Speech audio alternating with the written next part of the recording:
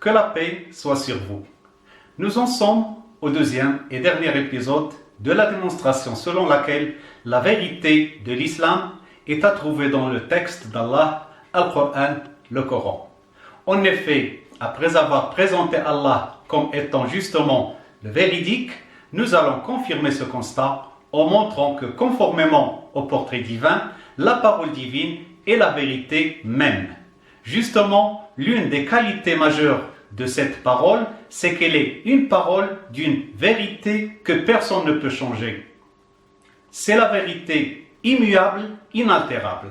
Allah dit وَتَمَّتْ كَلِمَةُ رَبِّكَ صِدْقًا وَعَدْلًا لَا مُبَدِّلَ لِكَلِمَتِهِ. Et la parole de ton Seigneur s'est accomplie en toute vérité et équité, personne qui modifie ses paroles. En effet, la puissance absolue de cette parole et par conséquent son éternité réside entre autres dans le fait qu'elle est bâtie sur des assises extrêmement solides, comme le montre la coordination des deux substantifs sidqan wa adla, vérité et équité, ce qui est absolument hors de portée de la parole humaine, d'autant plus que même dans les cas où celle-ci donne l'apparence de la vérité, elle est tout à fait à la merci d'une multitude de facteurs humains ou autres, et devant quoi elle finit par céder. C'est donc tout à fait naturel que les versets coraniques demeurent encore aujourd'hui à l'abri de toute tentative de falsification humaine. Or, une des méthodes de falsification humaine est l'imitation. À ce propos, Allah, le créateur de cette parole unique en son genre, atteste qu'aucune créature n'est capable de produire une vérité semblable à la sienne, comme le montre le défi suivant qu'il lance à tous. قل لئن اجتمعت الإنس والجن على أن يأتوا بمثل هذا القرآن لا يأتون بمثله ولو كان بعضهم لبعض ظهيرا. Dis, quand même hommes et djinns s'uniraient pour apporter le semblable de ce Coran, ils n'en sauraient apporter le semblable, même s'ils se soutenaient les uns les autres. La symbolique de ce défi est traduite par l'utilisation du déictique dans l'expression Hada al-Qur'an, ce Coran, c'est-à-dire ce Coran toujours présent à travers l'espace et le temps. Justement, ce défi lancé par Allah il y a des siècles est toujours en vigueur aujourd'hui, malgré les tentatives mesquines de quelques imbéciles qui cherchent à combattre par la bassesse du mensonge la majesté de la vérité. Toutes ces garanties font qu'il n'y a pas de vérité en dehors de la parole divine, parole que constituent les versets coraniques d'Allah, rien d'autre. Voici ce qu'Allah dit à ce propos en s'adressant à son messager Mohammed.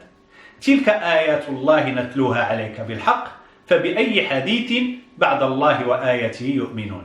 Voilà les signes d'Allah. Nous te les récitons avec vérité. À quel discours croiront-ils donc après Allah et ses signes?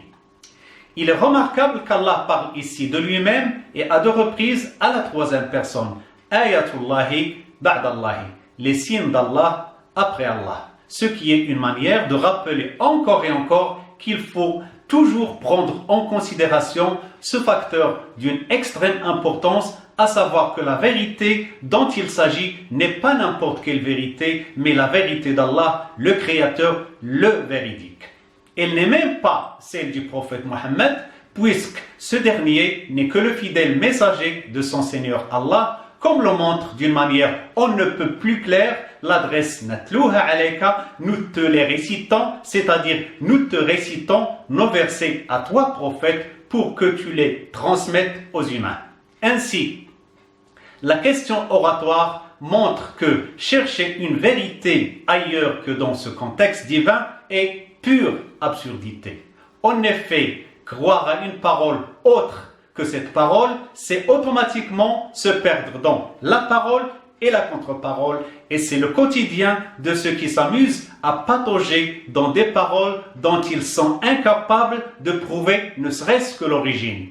On comprend donc que la question oratoire, à l'allure de surprise, montre qu'on est loin d'un constat divin, mais d'un blâme manifeste à l'adresse de tous ceux qui s'amusent à chercher une vérité autre que sa vérité, c'est-à-dire la vérité. Par conséquent, puisqu'il s'agit de la parole de la vérité, il ne suffit pas de croire en elle, mais de la méditer pour une véritable croyance, et c'est le rôle imparti à l'homme sur terre.